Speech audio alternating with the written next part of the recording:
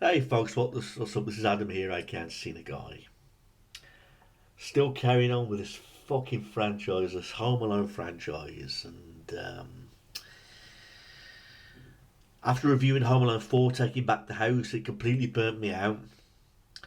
But then somebody online says, "Hey, you still yet got to review the fifth one, Home Alone 5, The Holiday Heist that came out the year 2012." And I was like, "There's a fifth Home Alone movie? I never knew that." But I looked it up, and he was right. In 2012, there was an American made-for-television Christmas comedy film directed by Peter Hewitt, who made this film, Home Alone 5, The Holiday Heist, which came out in 2012. And I was like, I didn't even know this movie fucking existed, man. How many more fucking Home Alone films must we fucking see? I mean, how many more fucking Home Alone films do we need to convince the viewers that we do not need any more of these fucking movies? This did not need to become a franchise, everybody. How many times do I have to keep repeating myself in all these movie reviews I'm doing of Home Alone that we did not need all these sequels? We did not need all these movies to make this one big franchise. I mean, briefly right off the bat, Home Alone 1 or 2 are great movies. Especially the first movie. It's my favourite one in the franchise, the first movie.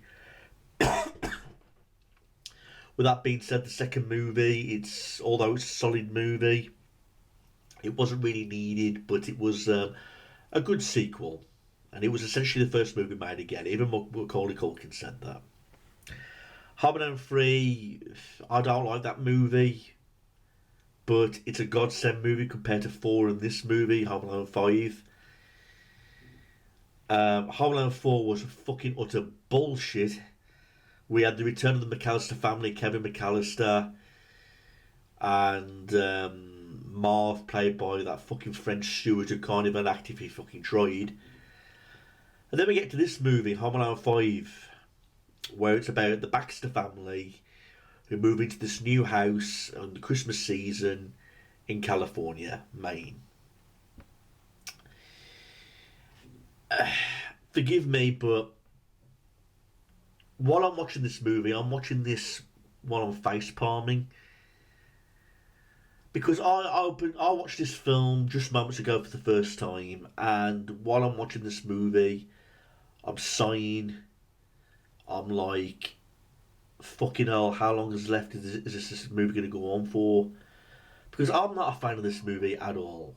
Although I admit it's better than Home Alone 4, it still does not make it a great movie. Because I'm looking at some facts right now. I've already mentioned it was about the Baxter family that moved into this house in California in Maine. And there's this 10-year-old boy by the name of Finn Baxter, who's played by Christian Martin. And he has an older sister by the name of Alexis, played by Jodelle Ferland. And they isolate themselves from their parents, the father, Curtis and Catherine, from the outside world, because Finn is a bit of a gamer. He likes to play a lot on his video games, while his older sister never gets off a phone or the computer, you know. And when they move into this new house, Finn Baxter makes friends with this kid next door, who later becomes paranoid because the kid next door says that the house that they moved into is haunted. And in the basement of this house is a bookshelf, and behind the bookshelf is a safe which leads to another room that has this painting. And basically the whole plot of the movie from here and there is about these three thieves wanting to break into the house and steal the painting. And these three thieves, I really recognise them, because there's one played by Malcolm Dwell, one played by Debbie Mazer, and one played Eddie Steeples. And if I'm not mistaken, one of them's three actors reminded me of somebody who acted in The Clockwork Orange. But I could be wrong about that. But I'm pretty sure one of them acted in The Clockwork Orange. Was it Debbie Mazer? I'm just looking at my computer right now to check to see. Yeah, Debbie Mazer. She was even in Batman Forever, and she was in the second film of Beethoven as well, Beethoven Second. So I knew I recognised her somewhere. Debbie Mazer, wow, she was actually in this movie. I liked her in Batman Forever. I liked her in Beethoven Second. But this movie, she was just doing it for the fucking paycheck.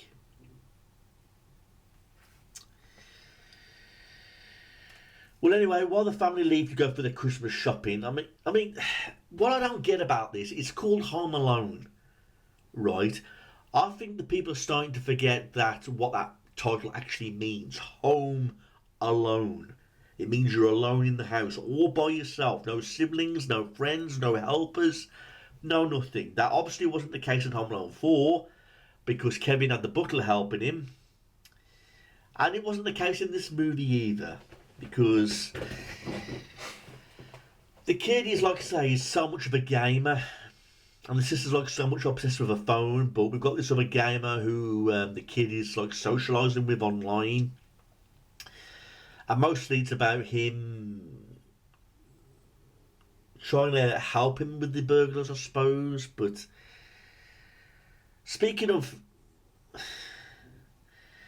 they do give references to the first movie in this movie. Because, I mean, there's a scene, you know, where the kid puts some aftershave on and he goes, but he doesn't go, ah! You know, he doesn't scream like Kevin McAllister. So, a bit of a cute reference from there. You know, but the traps weren't nothing to talk about. I mean, there's some tinsel that goes, like these guys fall on down the stairs.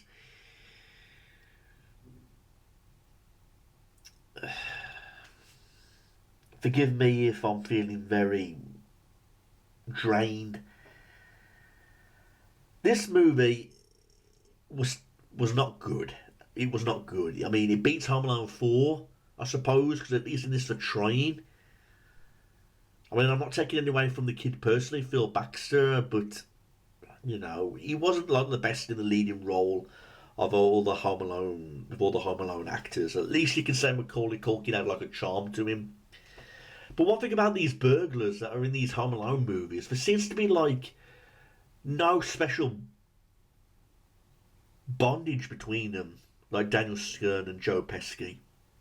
I mean, at least with Daniel Stern and Joe Pesci in Home Alone 1 and 2 as Harry and Marv, they had like this good chemistry working together, you know, they had fun working together. You know, they were like the highlights of the movie, you know, the way they spoke to each other, you know, with Harry bullying Marv and all that kind of thing. And they had so much characterization to them and so many great personalities. You know, in these movies, especially Home Alone 5, it just seems like it's all fallen flat, you know. They're making all these Home Alone movies for the paycheck. They know they're not going to do very well. I mean, this was the second film that didn't focus on the McAllister family. Because in Part 3 we don't focus on the McAllister family, but they don't focus on the McAllister family in this movie either. I suppose in some way you can say the focus on the McAllister family in Part 4. You know, with Kevin, you know, for some reason he's fucking shrunk in age. You know, and Marvu's played by that fucking annoying French steward who was in Inspector Gadget 2, you know. So one thing leads to another in this movie, and from what I remember, the outcome was the same. On Christmas Day, Finn receives a snowboard, an expansion pack to Robo Infantry 3. Alexis gets a tablet computer, and Finn and his dad get a camping guide. Finn decides to take a break from video games and go snowboarding with Mason.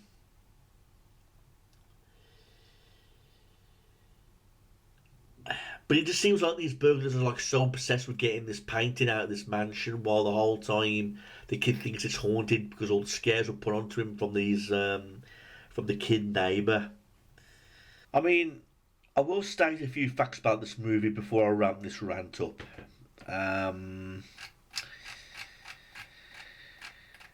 Home Alone 5, The Holiday House received many negative reviews, although it fared better than the previous installments in the series. Emily Ashby of the Common Sense Media awarded the film 2 stars out of 5, writing that although the film was a predictable slapstick comedy, it still delivers a laughs. Well, I find that hard to believe because there's not a single moment when I laughed about this movie, you know. At least in Home Alone 4 you can laugh because of how incredibly stupid it is. But in Home Alone 5 there was like zero laughs or anything of that nature. But I'm going to wrap this up now, everyone, and say that Home Alone 5, it was a very unneeded film, just like the previous two movies. There was no need to make Home Alone into this big franchise. You know, if you was going to do it, you was going to make a success of it. But there's only so many times you can make a kid Home Alone.